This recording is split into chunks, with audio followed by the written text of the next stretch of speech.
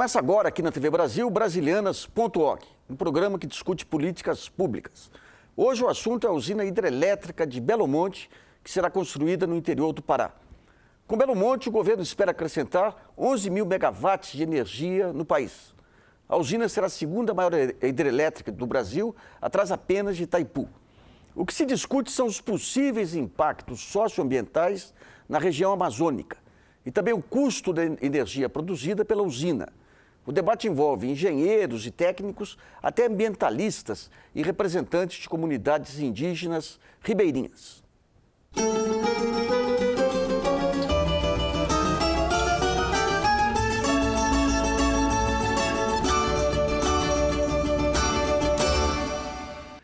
Brasilianas.org vai discutir agora as medidas tomadas para amenizar os efeitos da obra do Rio Xingu e as vantagens econômicas de Belo Monte para a competitividade da economia brasileira. Para o debate, recebemos hoje o presidente da empresa de pesquisa energética, Maurício Tomalskin, o professor do Instituto de Eletrotécnica e Energia da USP, Célio Berman, e o presidente da Norte Energia, Carlos Nascimento. É inegável o potencial energético da Amazônia.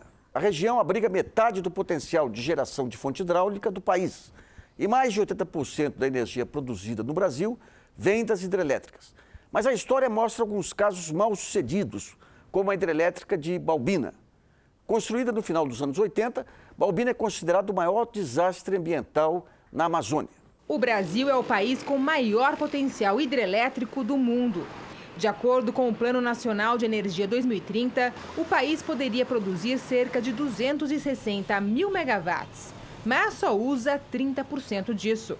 De todo esse potencial hidrelétrico, cerca de 70% estão nas bacias do Amazonas e Tocantins-Araguaia. Se o Brasil quiser continuar crescendo com energia competitiva, a Amazônia é uma solução, sim. De olho nesse potencial, o governo prevê até 2017 a construção de 28 usinas, 15 na bacia do Amazonas e 13 na bacia do Tocantins-Araguaia. 13 hidrelétricas gigantescas chamam a atenção. 2 já estão em construção, a de Santo Antônio e a de Jirau, no Rio Madeira, em Rondônia. A outra é Belo Monte, no estado do Pará. Para o governo, as hidrelétricas na Amazônia vão ajudar a evitar uma possível crise energética no Brasil. De acordo com especialistas, isso pode acontecer nos próximos anos, se o país continuar a crescer. As usinas de Santo Antônio e Jirau, no Rio Madeira, irão gerar juntas quase 6.400 megawatts, energia suficiente para abastecer, por exemplo, o estado do Rio de Janeiro. Já a usina de Belo Monte, no Rio Xingu, irá gerar 11 mil megawatts. Será a segunda maior usina do Brasil e a terceira do mundo. Os desafios ambientais e econômicos das 3 usinas previstas para a Amazônia são proporcionais ao seu tamanho. Belo Monte, por exemplo, terá como vizinhos 10 tribos indígenas. O Rio Xingu, por exemplo, tem outras hidrelétricas, inclusive algumas já construídas, né? Os caciques indígenas do Parque do Xingu me explicaram que, por exemplo, a água do Rio Xingu está diminuindo, né? E que os peixes estão desaparecendo. O desafio ambiental para a construção da usina de Belo Monte foi enfrentado com novas tecnologias. É um projeto ambientalmente sustentável, na minha opinião, muito embora os povos da região façam algum manifesto contra. A ideia do projeto é evitar a repetição de desastres ambientais, como ocorreu no passado com a usina de Balbina, no rio Uatumã, na bacia amazônica. Para ser construída, teve que inundar uma área de floresta amazônica gigantesca, né, para a produção de, na média, 80 megawatts. Né? Só para ter uma ordem de grandeza, 80 megawatts são 2 turbinas de jumbo. A usina foi erguida em uma região plana. As árvores ficaram embaixo d'água e o lago virou um cemitério de troncos, o que provocou a emissão de gás carbônico e metano. Balbina polui 10 vezes mais do que uma termoelétrica a carvão com a mesma capacidade. Bom, a primeira pergunta é o que as experiências anteriores podem nos ensinar? E ainda, de que forma essas experiências demonstram, permitem um levantamento dessas especificidades na Amazônia, assim como os perigos e as dificuldades. Eu perguntaria para o Maurício Tomalskin. Primeiro, dentro da matriz energética brasileira, a energia da Amazônia é imprescindível ou não? Hoje, 90% da geração de energia elétrica brasileira vem de fonte renovável. A média mundial é de apenas 18%. A principal fonte da matriz mundial é o carvão. 41% da matriz mundial vem do carvão, que é uma fonte suja, que polui muito. No Brasil, o carvão mineral representa menos de 1%. E o Brasil tem o quê? Ele tem o terceiro potencial hidrelétrico do mundo. E só utilizou apenas 1/3. Enquanto os países desenvolvidos já praticamente esgotaram o seu potencial, o Brasil tem 2/3 ainda a ser utilizado. É claro que 60% que ainda tem a ser explorado está numa região que é muito sensível, que é a região norte, a região amazônica. Então, tem que se construir as hidrelétricas, não repetindo erros do passado, mas sob um novo paradigma, que seja um paradigma de conciliar a geração de energia limpa e renovável com a preservação do meio ambiente. Eu queria perguntar agora para o Célio Berman, em relação a essa questão amazônica e a matriz energética. Na sua opinião também, a Amazônia e a energia hidráulica gerada por lá, potencialmente, ela é fundamental para essa matriz energética ou há outras alternativas mais vantajosas? Em relação à necessidade de energia, o nosso país ele tem insistido numa participação de setores industriais que consomem muita energia. Esta é uma discussão que já vem sendo feita há bastante tempo. Eu concordo com a ideia de que não é de uma hora para outra que é possível modificar o perfil industrial brasileiro, mas é importante considerar que 30% da energia elétrica que hoje é consumida no Brasil, ela é consumida de setores eletrointensivos que consomem muita energia para pouco. Você acha que o Brasil deveria abrir mão desses setores? Não é uma questão de abrir mão, porque não se fecha uma planta que gera emprego, né, e gera renda. Mas não é possível se persistir num modelo de desenvolvimento que, por exemplo, vai triplicar a produção de alumínio, vai quadriplicar a produção de aço, que são setores que consomem muita energia elétrica. O que eu quero dizer é que parte considerável desta energia que está sendo pensada para satisfazer a demanda prevista não leva em consideração a possibilidade importante de revisão do perfil de consumo brasileiro. Sério, a não ser que a sua proposta seja fechar todas as fábricas agora de aço, alumínio, e o Brasil para de exportar, desemprega todo mundo, eu não vejo como a gente pode pegar no setor energético e desconsiderar que tem essa demanda. É claro que é desejável ter mudanças na política industrial, você ir para setores de maior valor agregado, isso é sempre desejável e é claro que tem que ser feito. Mas a coisa concreta é que hoje você tem indústrias que são importantes em termos de geração de emprego, de geração de superávit, de uma série de fatores, e que a gente não pode, de uma hora para outra, fechar essas plantas, porque isso significa problema de desemprego, problema social, problema de toda a ordem. Então, quer dizer, a gente pode até discutir no longo prazo como é que a gente pode mudar a estrutura industrial para uma estrutura mais que agregue conhecimento, mais rica em tecnologia. Eu acho que isso é válido. Mas até lá, até que haja essa mudança, a gente vai precisar de energia para as plantas que estão aí, senão a gente tem que fechar elas. Eu queria perguntar para o Carlos Nascimento, a partir desses exemplos históricos, Balbina e tudo, o que foi pensado em termos de mudança de padrão tecnológico para a usina de Belo Monte? Você explicasse um pouquinho aquelas novas características aí da tecnologia para evitar desastres ambientais como o que ocorreu no passado. Muitos falam, não é, muito mal de Balbina. O mal de Balbina é ter inundado uma área para uma potência de 250 megawatts, similar à área da usina de Tucuruí, uma usina que tem 8.370 megawatts, mas trouxe também alguns tipos de benefício. Naquela região tinha uma comunidade indígena, que são a comunidade Vaimiri-Atruari, que naquela época tinham cerca de 300 habitantes. Com a construção da hidrelétrica. Isso possibilitou uma ajuda para aquele povo durante 25 anos, que vai terminar no próximo ano. E hoje nós temos mais de 1.400 cidadãos sadios, com saúde, educação e preservando a sua cultura. Se não tivesse existido Balbina, toda essa comunidade teria sido dizimada. E, por exemplo, no caso de Belo Monte, 70% da energia de Belo Monte já foi vendida para 27 concessionárias distribuidoras de todo o país, de norte, sul e leste-oeste. A energia de Belo Monte, que vai para indústrias, são 10% somente da energia de Belo Monte. Então, o grosso da energia de Belo Monte, ela vai para nossas casas, para nossas residências. Ela não vai para o parque industrial brasileiro. Agora, os 10%, consequentemente, vão ajudar aquela região precisa se desenvolver. Se nós olharmos no passado, outras regiões do Brasil, como é o caso da região sul, a região sudeste, tem um parque hidrelétrico aí fantástico, que ajudou o desenvolvimento do Brasil e está ajudando o desenvolvimento. Só que o Brasil não pode abrir mão de um recurso excepcional que tem.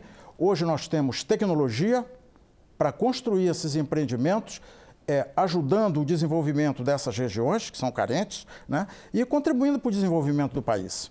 Bom, nosso colega Ana Luísa Médici tem algumas questões levantadas aí no portal do Brasilianas.org. Pois é, uma delas é a seguinte, né? Belo Monte terá capacidade instalada de produção igual a 11 mil megawatts. Entretanto, o regime de chuvas na região deverá permitir a utilização de sua capacidade plena durante 4 meses do ano.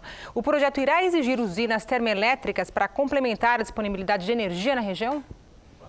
Se me permitir, essa é uma questão importante. O Brasil tem um parque hidrelétrico grande e tinha grandes reservatórios. Esse reservatório era uma espécie de poupança do setor. Você guardava a água lá, para nos períodos secos, você poder usar, não depender da chuva. Como não se constrói mais reservatórios por questões ambientais, o que acontece? Está subindo a carga e você não tem mais essa poupança. Então, a cada final de ano, né, esvazia o reservatório e você fica dependendo da chuva. Como a gente não pode, nenhum sistema do país pode depender de chuva, você usa as termoelétricas. A mesma coisa tem a ver com Belo Monte.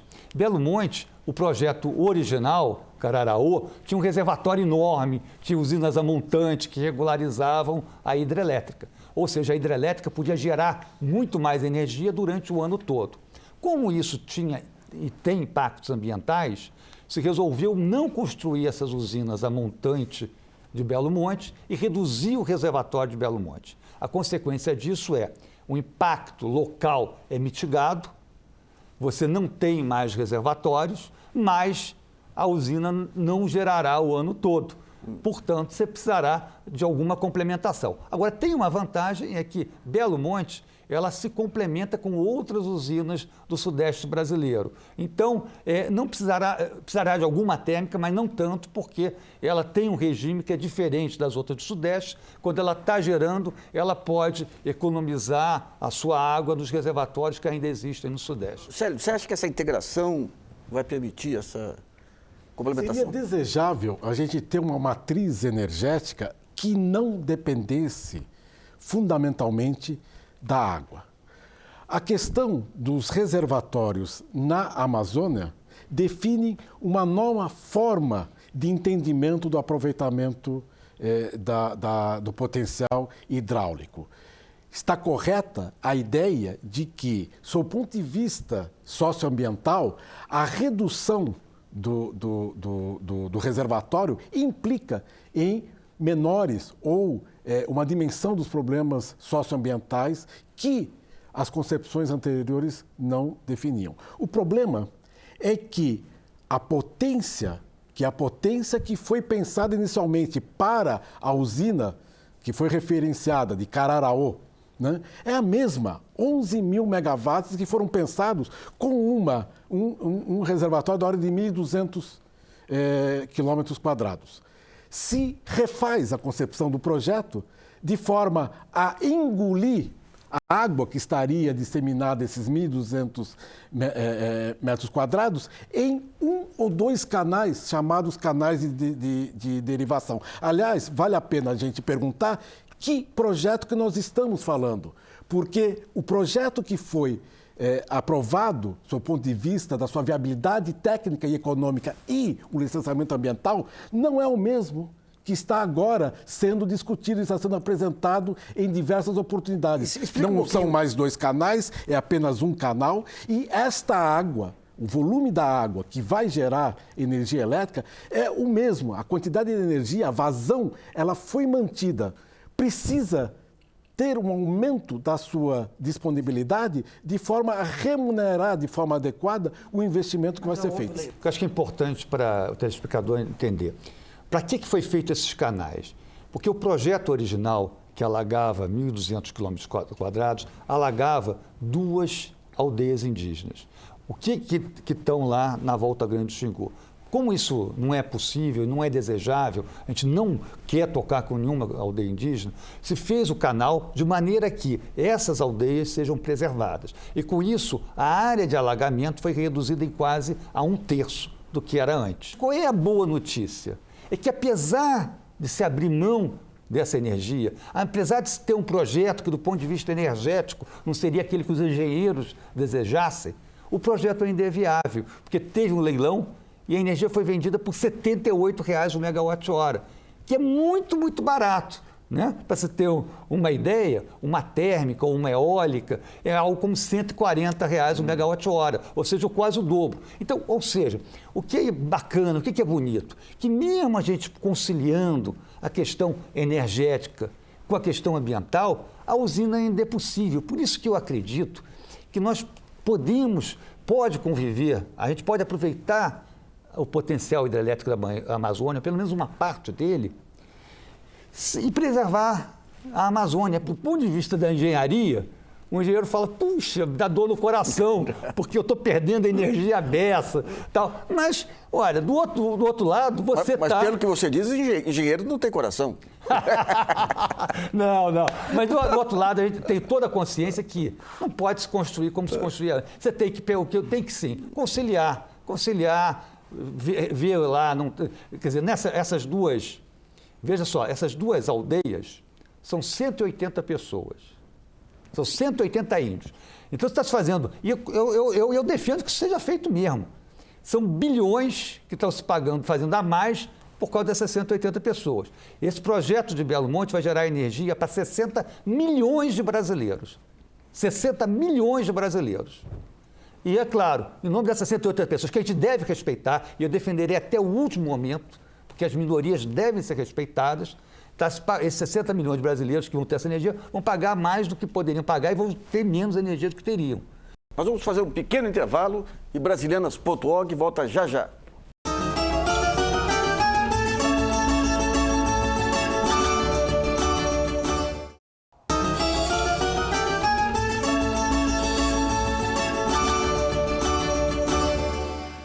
Bom, a construção da usina Belo Monte foi criticada pela Comissão Interamericana de Direitos Humanos da OEA, a Organização dos Estados Americanos. A entidade pediu a suspensão do processo de licenciamento da usina. Segundo a comissão, a obra causará prejuízos aos direitos das comunidades tradicionais da bacia do Rio Xingu. Por isso, recomendou ao governo brasileiro consultar cada comunidade indígena afetada antes da construção da usina. O consórcio responsável pela obra também deve dialogar com as comunidades e providenciar moradia a quem for desalojado pela barragem.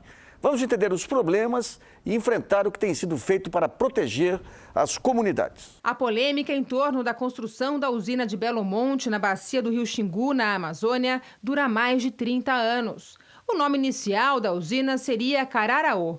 O projeto foi remodelado para atender às exigências ambientais e tornar a construção viável. É uma usina que tinha um uso de reservatório muito grande, por consequência, na região Amazônia, que é uma região plana, então tem uma área de inundação muito grande.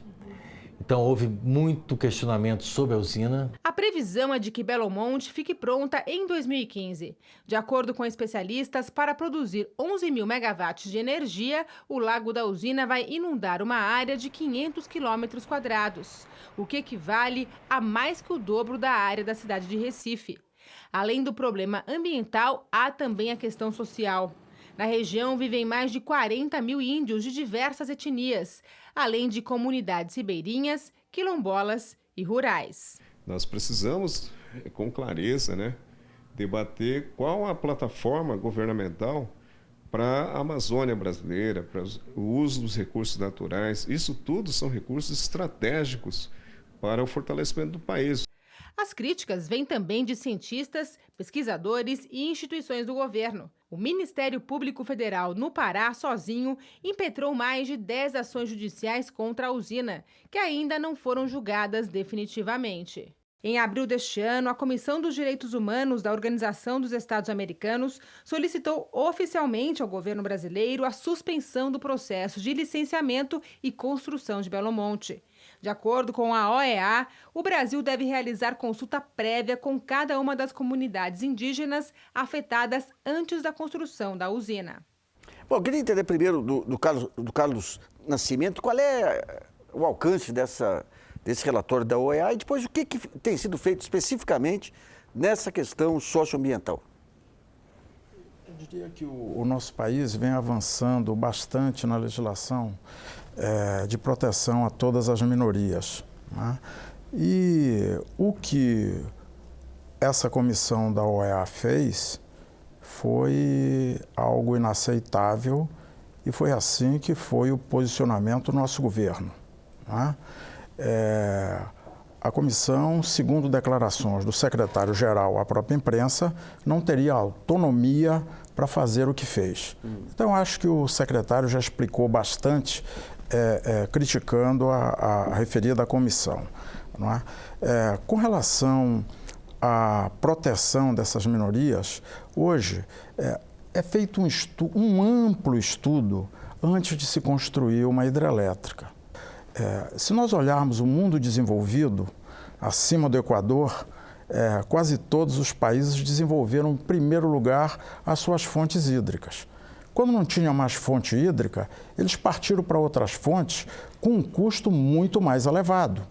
O Brasil tem essa felicidade de ter um recurso hidráulico, não é, extraordinário, e tem mais, teve a capacidade de construir um sistema de interconexão entre todas essas usinas que permite que, quando uma bacia na região sul está sem água, as bacias do norte, do nordeste, do centro-oeste têm água e jogam, não água para lá, mas jogam a eletricidade em forma de água.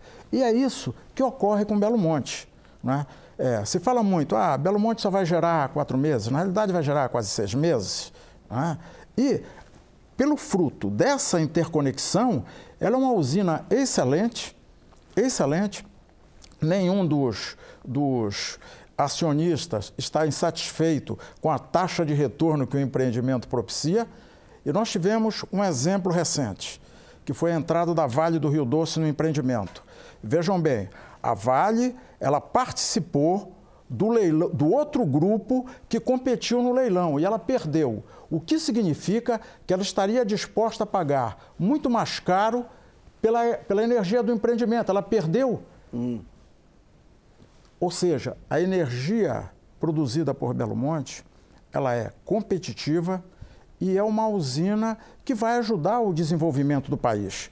E vai fazer, além disso, algo que é muito importante para aquela região.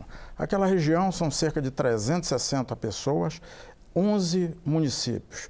É uma região paupérrima, com um monte de dificuldades, mas são brasileiros que precisam ter uma condição melhor de vida, né? E isso Belo Monte vai propiciar, porque nós vamos construir cerca de 6.000 casas para pessoas que todos os anos têm as suas casas, que são verdadeiras palafitas, né? Invadidas pelas águas, com doenças.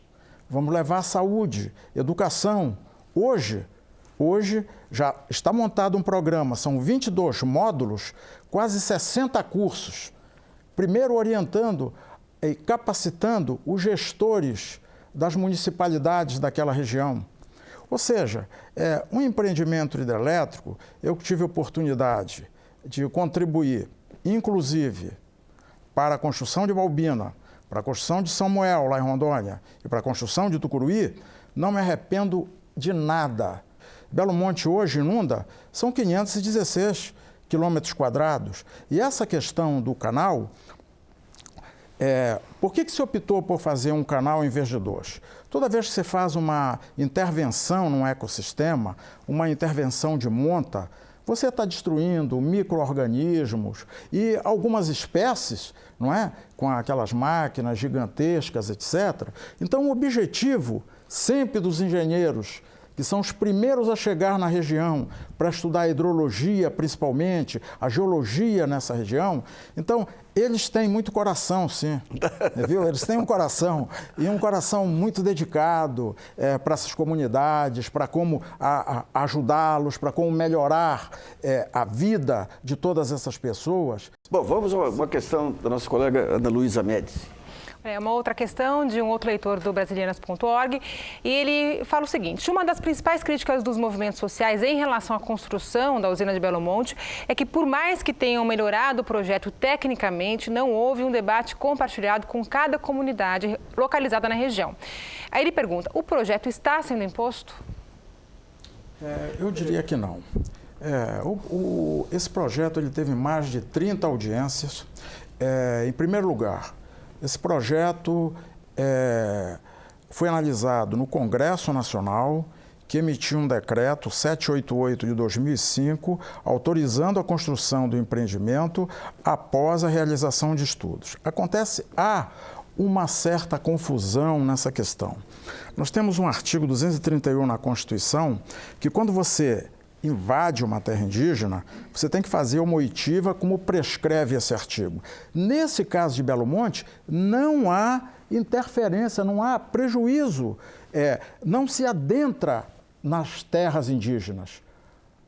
Existem duas comunidades, a comunidade Paxamba, que devem ter perto de menos de 50 pessoas, e do outro lado, ao sul, mais ao sul, os Araras da Volta Grande, que também o rio Xingu já naturalmente ele tem o período que ele enche e tem o período normal de deplecionamento no período da seca.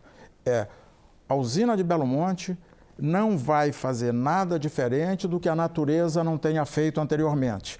Pelo contrário, em relação ao que a natureza já fez de menor, Belo Monte vai fazer maior. Por quê? Aquelas vazões mínimas que já foram verificadas nas séries históricas do rio Xingu, o compromisso desse empreendimento é deixar uma vazão que seja superior àquela mínima que foi verificada pela natureza. São registros históricos. Né? Então, Só dando, isso é muito importante que o Nascimento falou. É que a mínima vazão registrada dos últimos 80 anos, a vazão mínima, média, é 400 metros cúbicos por segundo.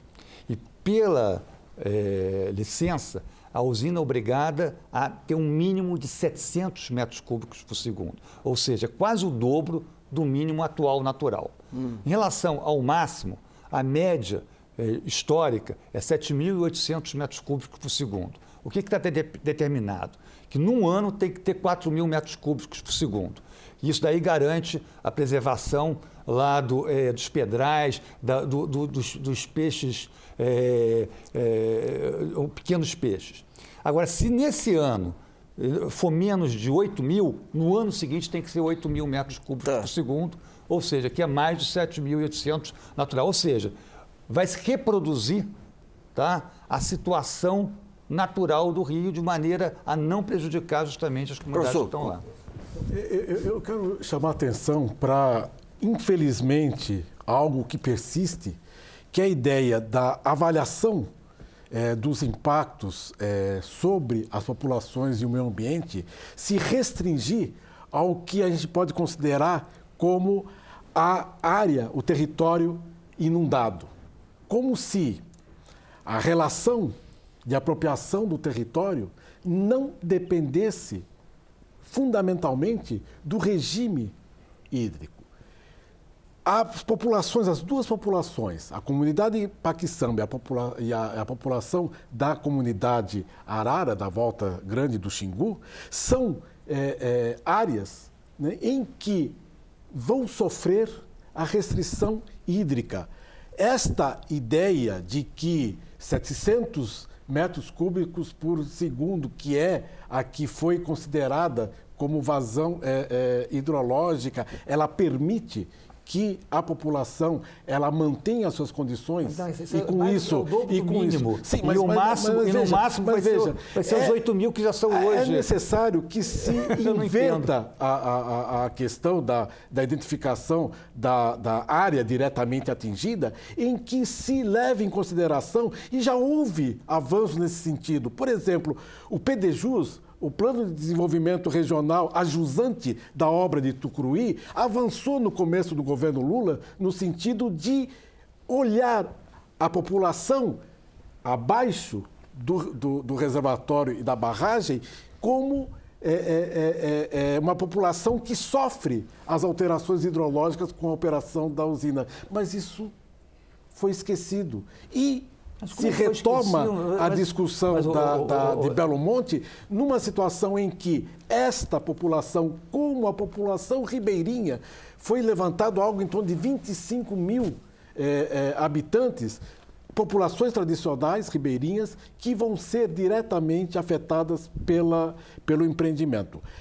Desta população, nós temos um registro, que é um registro empírico da história dos grandes empreendimentos hidrelétricos no país, de que esta população ela vai sofrer o afluxo de um pico de mão de obra de ordem de 18 mil trabalhadores. O que eu quero dizer é que existe uma população diretamente atingida que está sendo considerada dessa forma e existe um contingente populacional que não está sendo considerado e mais, que o pico de obra, que é de ordem de 18 mil trabalhadores, 18.500 no terceiro ano, vai proporcionar, em função do registro histórico, a atração de pelo menos mais 60 mil pessoas. Nós vamos fazer um pequeno intervalo e Brasileiras.org volta já para o terceiro bloco.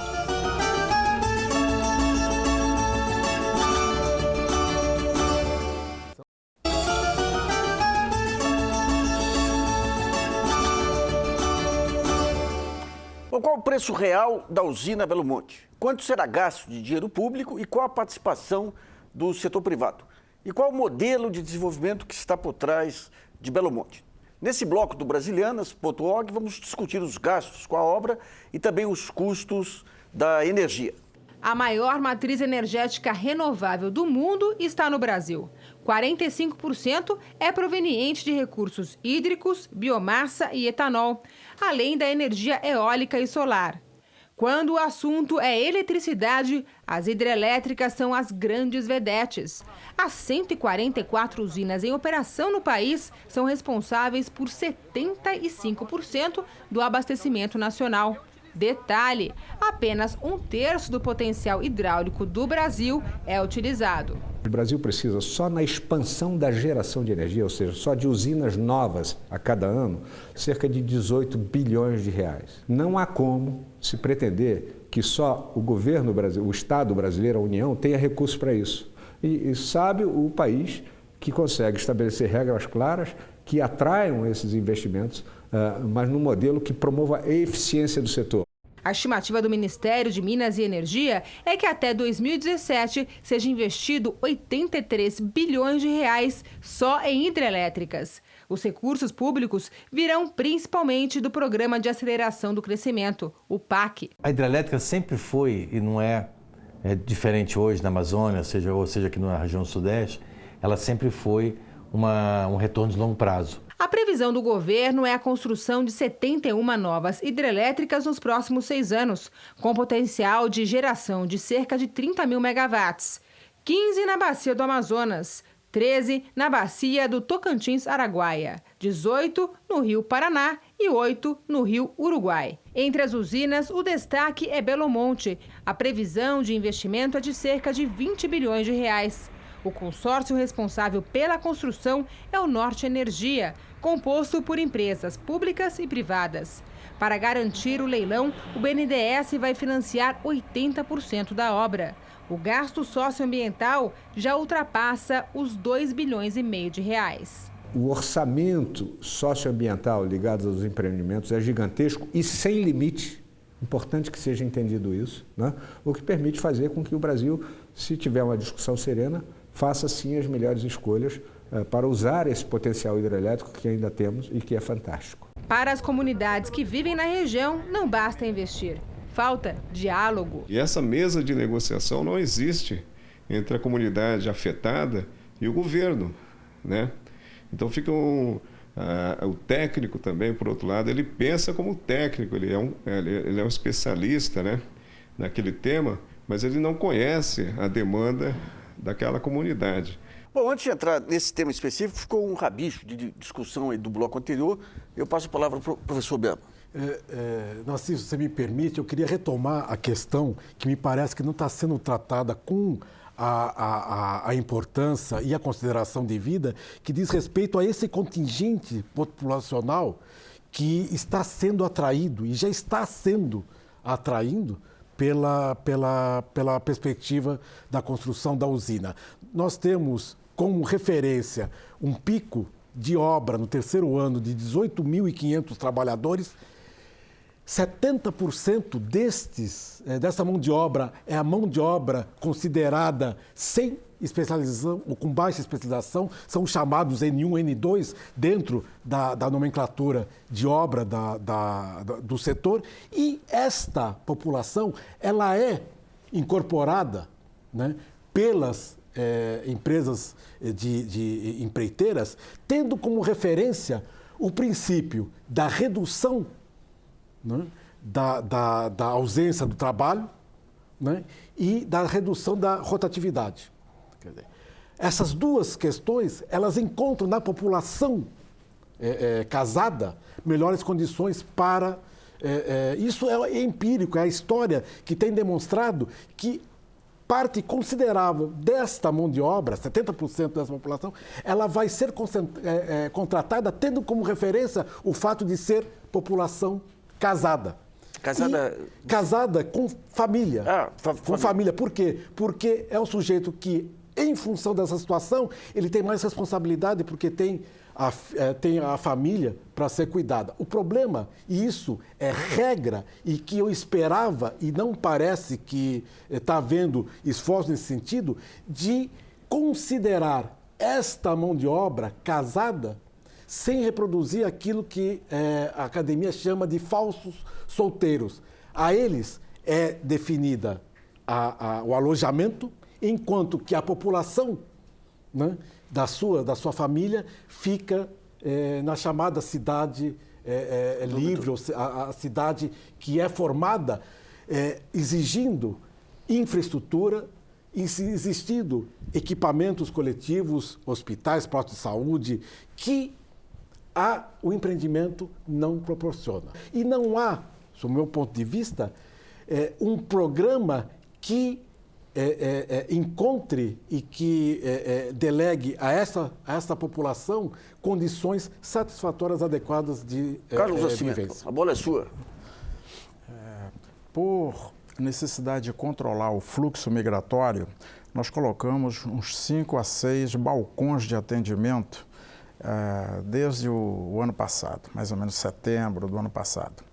As contas que nós temos hoje é que esses balcões de atendimento, eles foram instalados para quem quiser trabalhar no empreendimento, vai lá, se cadastra e a gente controla o fluxo para saber quem veio de fora e quem é da região.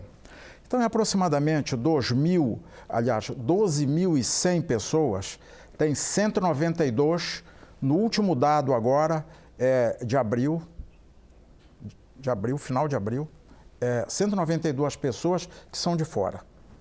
Entre 12.100 que se cadastraram. O que é o nosso desejo e que nós estamos exigindo daqueles que vão prestar os serviços para nós, sejam os construtores, sejam os fabricantes de equipamento, que utilizem o máximo na parte das suas atividades da mão de obra local. Por força de tudo o que nós vimos recentemente no país, né, esses problemas de paralisação de empreendimentos, que um pouco mais na frente você vai ter isso tudo com um pouco mais de clareza, não é? Nós, da Norte Energia, estamos tomando uma série de providências, desde a arquitetura de como vão ficar essas pessoas, o agrupamento dessas pessoas, o que de lazer vai ser dado para eles se sintam de uma outra forma,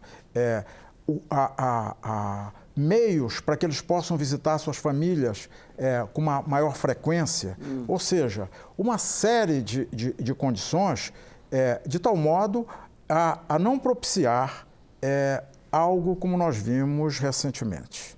Não é? Por esse incidente.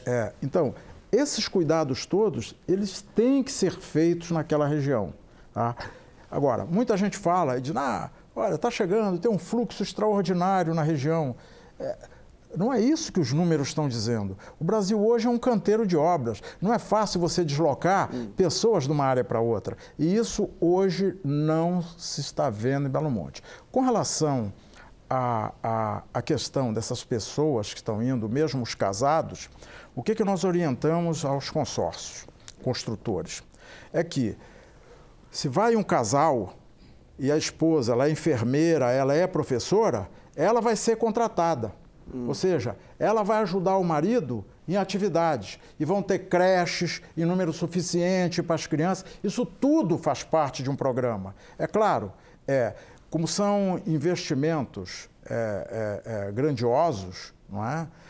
Assim que nós tivermos a licença, muitos nós já fizemos. Hoje, os acionistas do projeto já investiram mais de 500 milhões.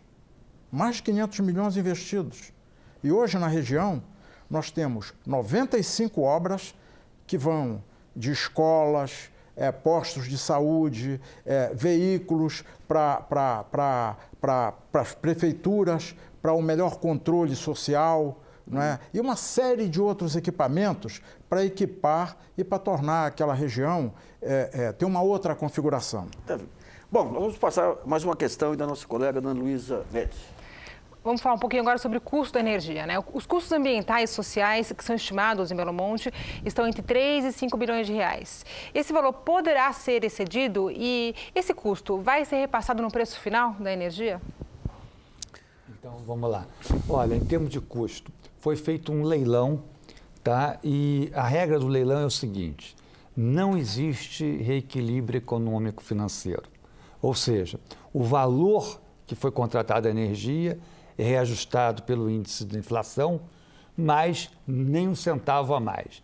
Então, se os empreendedores forem eficientes, eles terão lucro. Se eles forem ineficientes, eles terão prejuízo. Então, eles têm que fazer todo o esforço para atender às necessidades com o valor que está orçado. Agora, é importante de saber o seguinte, que o valor que está ali, parte dessa energia, 70% foi para distribuidoras, 10% está para um autoprodutor, que é a Vale, e tem 20% que vai para o Mercado Livre. O que tem acontecido, até para aí tranquilidade do Célio, é que normalmente, mas em tranquilidade dos industriais, é que normalmente o valor que é vendido da energia para as indústrias é muito mais caro do que aquela que é vendido para a distribuidora.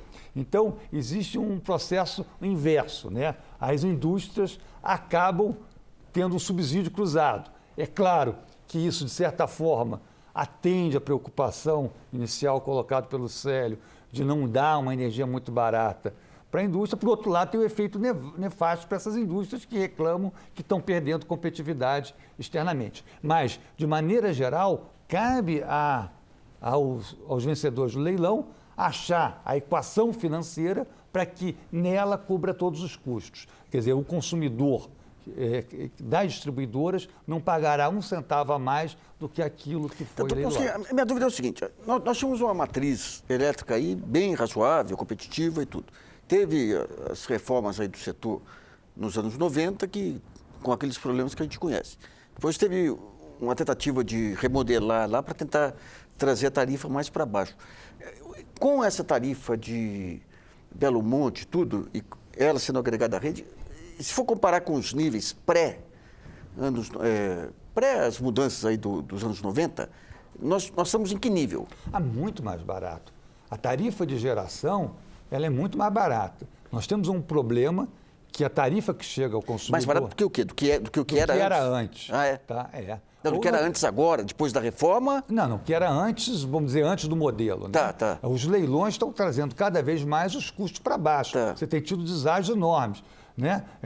Primeiro foi Geral, depois Santo Antônio, depois Belo Monte. Cada vez nós que fazemos levamos um susto, porque a gente acha que está muito baixo e aí vem os empreendedores, disputam, tem uma competição e o preço abaixa ainda mais. Quer dizer, é uma coisa fantástica.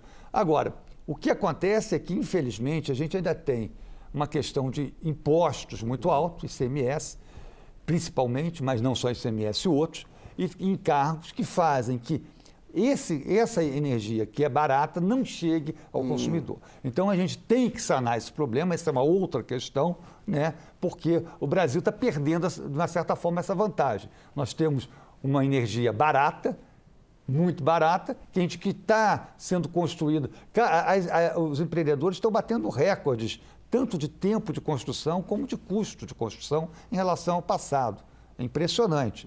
Agora, isso ainda não está chegando à ponta e a gente tem que resolver aí essa questão. É a questão da reforma tributária. Que é só uma reforma tributária, mas isso é um assunto talvez para um outro programa, não para A questão das empresas que o Maurício faz referência, vamos chamar atenção para o fato, não vamos esquecer, que o consórcio vencedor e que definiu o preço vencedor da ordem de R$ 78 cada 1.000 kWh consumido, este valor, né, foi definido por um consórcio com uma participação governamental quase de 50%, né, que foi uma manobra que foi feita na época para proporcionar ao consórcio vencedor, com mais de 50%, né, das empresas privadas, não passar pela restrição da lei das licitações. Né?